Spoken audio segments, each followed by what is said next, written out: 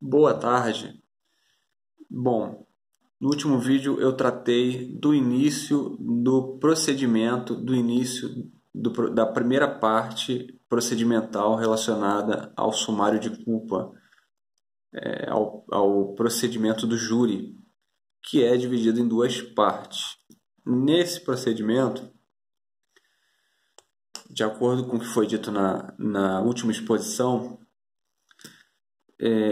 será submetido à análise do juiz, de acordo com os elementos obtidos até a audiência, se o acusado será pronunciado, impronunciado, absolvido sumariamente ou o crime será desclassificado para a competência de um outro juiz, seja um juiz militar, seja um juiz comum que conduza processos não dolosos contra a vida, embora criminais, juízo da vara de infância e juventude e outros mais. Juízo que é responsável pelo procedimento dos crimes de menor potencial ofensivo, disciplinados pela Lei 9.099, além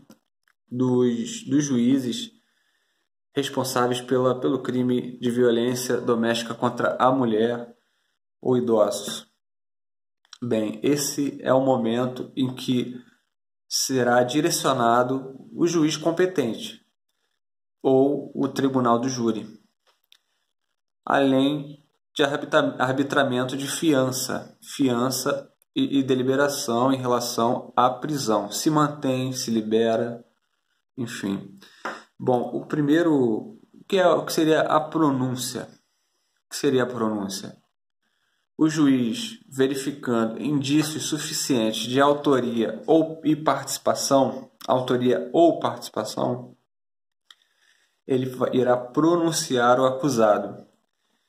É uma sentença, é uma decisão, aliás, a pronúncia é uma decisão interlocutória, ou seja, na metade do processo, que não julga o acusado, apenas diz, sem excesso, não pode haver excesso de pronúncia sob pena de influenciar o júri, apenas diz se há indícios de autoria, participação e materialidade. O que seria a autoria? Se o sujeito é ou não é autor ou participante no iter criminis, no caminho para o crime. Se ele for autor, se houver indícios de autoria para pronunciá-lo, ele será pronunciado. Não significa de pronto dizer que ele será considerado a partir da pronúncia o autor. Ele apenas há uma indicação de que há fortes indícios de que ele é autor, uma presunção. E, bem, se houver dúvida em relação a indícios de autoria e materialidade, que princípio iria imperar? O indúbio pro réu ou o indúbio pro societate? Nesse momento, se houver dúvida, já que a pronúncia não define a autoria e nem materialidade, ela indica indícios apenas fundamentadamente, e também as causas de aumento de pena, qualificadoras, agravantes, é o que indica. As causas de diminuição não são indicadas na pronúncia, é bom salientar. De diminuição não, mas apenas as qualificadoras e agravantes. Nesse caso, ele será pronunciado em prol da sociedade, da societate, indúbio pro societate. Na dúvida, a sociedade deve ser resguardada nesse momento do procedimento para o júri. E sendo resguardada, o acusado será submetido a nova análise sob subsunção de provas à conduta praticada pelo acusado. será na segunda fase que ele será considerado culpado ou não, condenado ou não. Bom, essa decisão, como eu disse, é interlocutória, mista, não terminativa. Uma decisão terminativa, no direito, em regra, ela dá aso a uma nova ação. Depois de transitada e julgada, a parte pode ajuizar uma nova ação com o mesmo objeto, com o mesmo tema. Nesse caso aqui, não se julga o mérito, porém é uma decisão mista que não dá aso a uma nova ação da mesma natureza. Ela submete ao júri. É uma preparação para o julgamento pelos jurados. Que nesse caso, se houver indícios de crimes dolosos contra a vida, cometimento de crimes dolosos contra a vida, o júri tem a soberania. O povo é quem diz o direito. O povo apresenta um juízo de culpabilidade em relação ao acusado. Nessa fase, a revelia de qualquer fundamentação. Apenas diz se é ou não é a pessoa acusada no procedimento criminal o autor e se cometeu aquele crime, se cometeu ou participou. Se for pronunciado, o júri se julga numa segunda fase.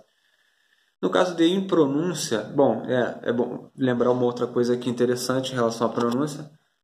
Quando a pronúncia, por não terminar o processo, apenas ser uma decisão, cabe recurso em sentido estrito, de acordo com o artigo 581, inciso 4. Se houver impronúncia, caberá apelação, porque a impronúncia ela é exarada, ela é feita por sentença. Sentença, em regra, é o ato que põe fim a um processo, é o último ato de um processo. Claro que é um processo em primeiro grau. Bom, nesse caso, no caso de pronúncia, o juiz ele pode se valer de provas aviadas apenas em inquérito policial, sem problema, porque ele não atribui ao acusado o cometimento do crime. Ele não diz ele não enfeixa, ele não faz a subsunção do caso à norma. O júri, em segundo plano, também pode julgar a revelia de qualquer fundamentação e por isso pode se valer também das provas obtidas em sede de inquérito policial para definir se alguém é ou não é o responsável pela conduta. Bom, ao falar da convicção do jurado, é bom salientar que o sistema para a convicção dele é diferente da do juiz. O juiz tem o livre convencimento motivado. O jurado, por sua vez, tem o sistema da íntima convicção, uma convicção íntima, fechada, secreta, sem necessidade de apresentação, de exposição. Contrariamente, o juiz tem que expor categoricamente, fundamentadamente, o que decidiu. Deve ser necessariamente motivada. O réu, o jurado não. O jurado julga por uma convicção íntima, pelo sentimento de justiça existente em cada cidadão componente do júri, do conselho de sentença. Na impronúncia, como é dito, é do interesse do promotor de justiça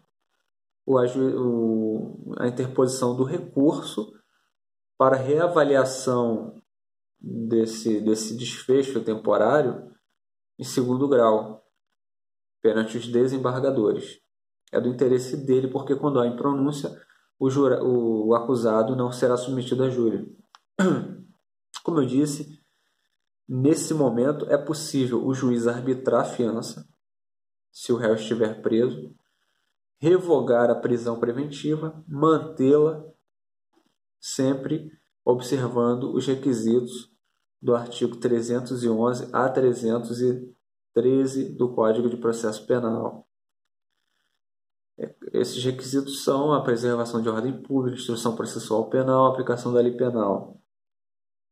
São os requisitos observados. Há uma terceira possibilidade, que é a absolvição sumária ainda nesse juízo de prelibação.